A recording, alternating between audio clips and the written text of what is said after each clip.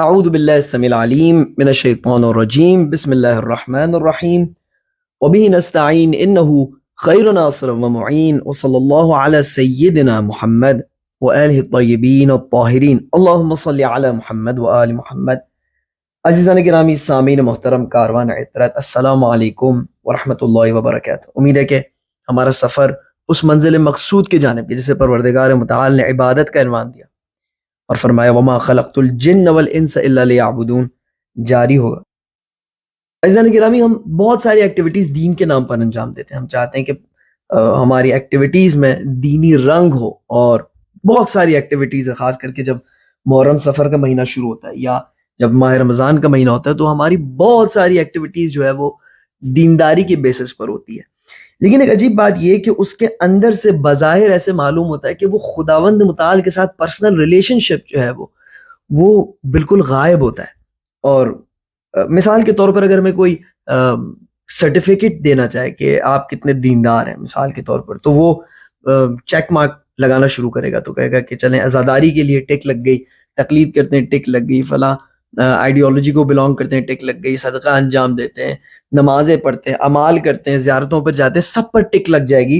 اور اس کے بعد وہ نیچے سائن کر کے ہمیں دے دے گا۔ یہ معاشرے میں ایک مقبول شخص ہوگا جو کہ دیندار کہلائے گا۔ لیکن کوئی اس سے یہ سوال نہیں کرے گا، یا وہ شخص خود بھی اپنے آپ سے سوال نہیں کرے کہ میرا پروردگار متعال کے ساتھ کیا رشتہ ہے، میں کتنا پروردگار متعال کے ساتھ گفتگو کرتا ہوں، کتنا میں اپنے رب کو جانتا ہوں۔ اور جبکہ یہ ایسنس ہے انسان کا دیندار ہونے کا، یعنی انسان کے دیندار ہونے کا ایسنس یہ کہ اس کا رشتہ پروردگار متعال کے ساتھ کیا ہے۔ قرآن مجید میں جتنا اس پرسنل ریلیشن شپ کو اللہ سبحانہ وتعالیٰ سے ڈیولپ کرنے میں زور دیا گیا ہے، اور تمام جو دینی کام ہوتے ہیں وہ اس کے گرد گھومتے ہیں۔ مختلف آیات میں کہا گیا کہ رات کی تاریکیوں میں پروردگار متعال کے ساتھ گفتگو کرو۔ مختلف آیات میں کہا گیا ہے کہ ادعونی مثلا استجب لکم، مجھ سے دعا کرو، میں خود تمہیں پرسنل جواب دوں گا، گفتگو کروں گا۔ اچھا، شاید کوئی آرگیو کرے کہ یہ آبزرویشن صحیح نہیں ہے، یا اس آبزرویشن کے حوالے سے کوئی دلیل طلب کرے کہ کیا دلیل ہے اس انالیسس کو درست ماننے کے لیے۔ تو دلیل کے طور پر میں آج کے ان دعا کے جملات کو آپ کی خدمت میں پیش کرتا ہوں کہ جنہیں ہم پڑھنے جا رہے ہیں۔ آپ خود ان جملات کو پڑھ کے دیکھیں اندر سے کیسے محسوس ہوتا ہے۔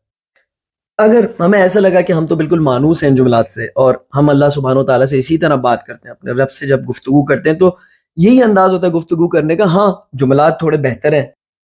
الفاظ بہتر استعمال کیے گئے ہیں، ظاہر امام علیہ السلام کا قول ہے،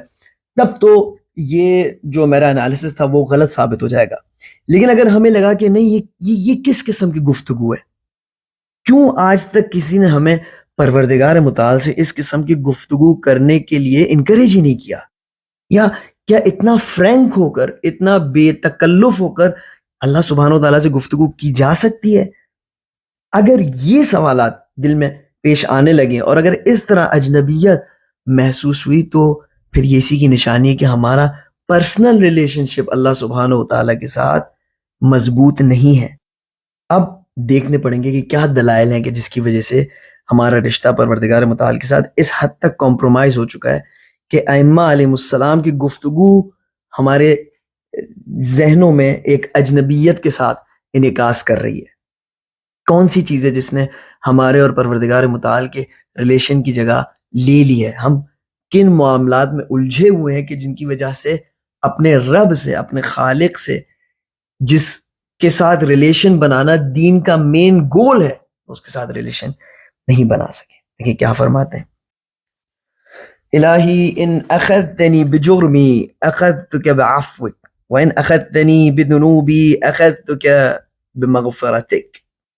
دعا کے پچھلے جملات میں ہم نے پروردگار متعال کی بارگاہ میں عرض کیا کہ فقبل عذری، میرے عذر کو قبول فرما لے، الہی لا ترد حاجتی ولا تخیب طمعی، میرے حاجتوں کو رد نہ فرما یا میری لالچ کو اپنے در سے دور نہ کر۔ لیکن اب بندہ تصور کرتا ہے کہ گویا دیر ہو چکی، ہم نے بہت دعا کی پروردگار متعال سے کہ ہمیں اس سرنوشت سے دوچار نہ کرے کہ جس سرنوشت سے بڑے بڑے گنہگار دوچار ہوتے ہیں، اور جو سرنوشت بڑے عصیانکاروں کی ہوتی ہے۔ لیکن گویا اب وہ اس معذرت خواہی نے اثر نہیں کیا، اور اب ہم جہنم کی طرف لے جائے جا رہے ہیں تو پروردگار متعال کی بارگاہ میں عرض کرتے ہیں کہ پروردگارا ان اخذتنی بجرمی، اگر تو نے میرے جرم اور جنایت کی وجہ سے مجھے پکڑا اور شدت سے سوال کیا، اخذتک بعفوک، تو پروردگارا میں بھی اسی شدت سے تجھ سے تیرے عفو کے بارے میں سوال کروں گا، اور میں پوچھوں گا تجھ سے کہ تیرا معاف کرنا کہاں چلا گیا۔ وَإِنْ أَخَذْتَنِي بِذُنُوبِي، اور اگر تو نے میرے گناہوں کی وجہ سے مجھے پوچھا اور شدت سے تو نے مجھے سوال کیا، اخذتک بمغفرتک، میں بھی تجھ سے شدت سے تیرے مغفرت کے بارے میں سوال کروں گا۔ پروردگارا تو نے اپنی مغفرت کس کے لیے رکھی ہوئی ہے؟ اچھے نیک بندوں کو تو تیرے مغفرت کی ضرورت نہیں ہے، اگر مغفرت کی کسی کو ضرورت ہے تو وہ میں ہوں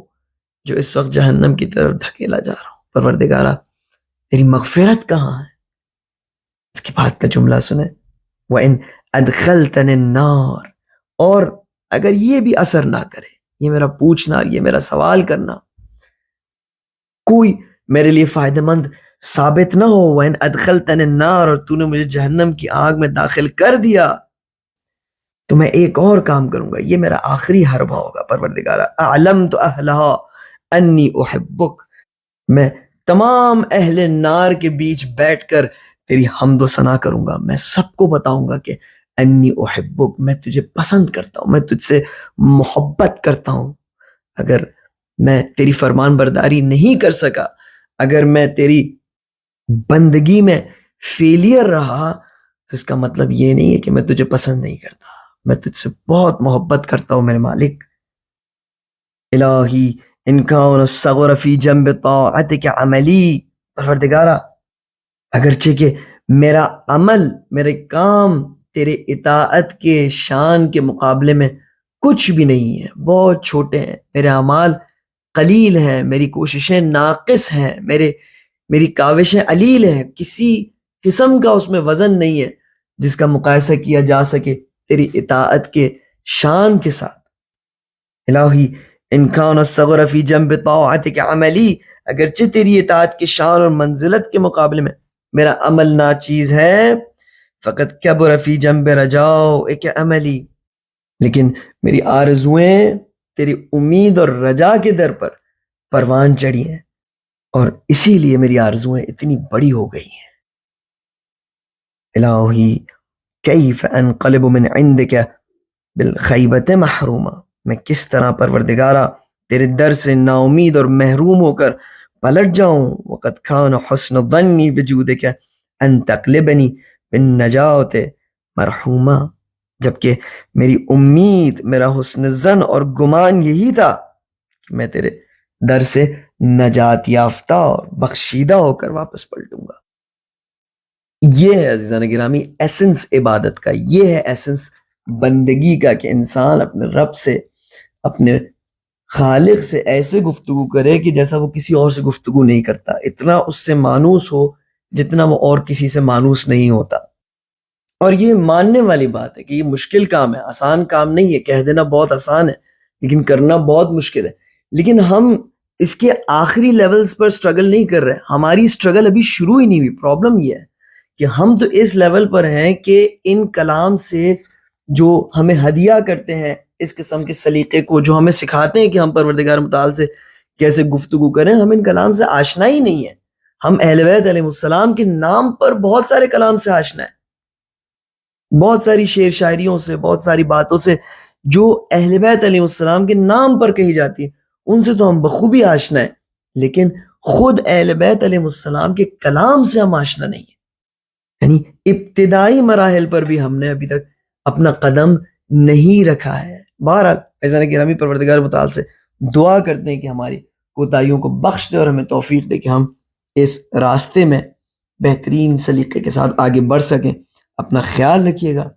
اور دعاؤں میں یاد رکھیے گا، سبحان ربک رب العزت